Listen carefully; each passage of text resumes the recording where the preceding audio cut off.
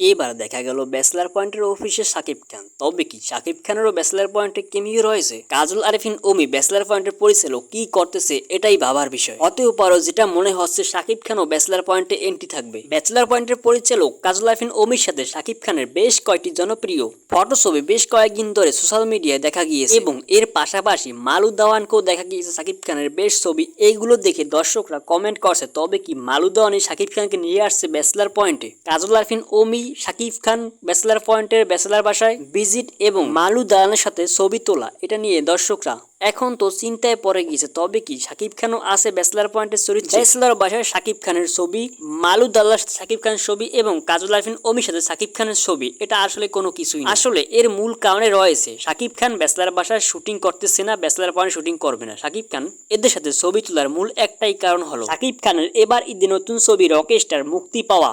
সেই ছবিটি সিনেমায় শুটিং করেছিল কাবিলাদের বাসায় কাজল আরিফিন অমির ব্যাচেলার ফ্ল্যাটে এবং এখান থেকেই ছড়িয়ে পড়েছে এই দর্শকদের মাঝে ভুল ধারণা যে শাকিব খান ব্যাচেলার বাসায় ফিরছে, ব্যাচেলার পয়েন্টে ব্যাক করছে, শাকিব খানকেও দেখা যাবে শুটিং এ। এবং এর পাশাপাশি কোনো দর্শক তো বলেই ফেলছে বা ভেবেই ফেলছে শাকিব খান হয়তো বা এবার ব্যাচেলার পয়েন্টে দেখা যাবে, শাকিব খানও ব্যাচেলার পয়েন্টে অভিনয় করবে। আসলে এগুলোর মূল কারণই হলো শাকিব খানের রকস্টার ছবির শুটিং হয়েছিল ওই কাবিলাদের ব্যাচেলার ফ্ল্যাট। তবে এখনো কোনো কিছু জানা যাচ্ছে না, হতেও পারে সামনে দেখা যেতে পারে ব্যাচেলার ফ্ল্যাটে কাবিলাদের সাথে শাকিব খান। কাজল আরিফিন অমি ব্যাচেলার পয়েন্টের পরিচালক, সে এমনটা করতেও পারে, এটাই স্বাভাবিক। ব্যাচেলার পয়েন্টে অভিনয় করতে শুটিং এ নিয়ে আসতেও পারে শাকিব খানকে, সেটা মানা যাবে, কারণ কাজল আরিফিন অমির হাত ধরে এরকমটা হওয়া সম্ভব।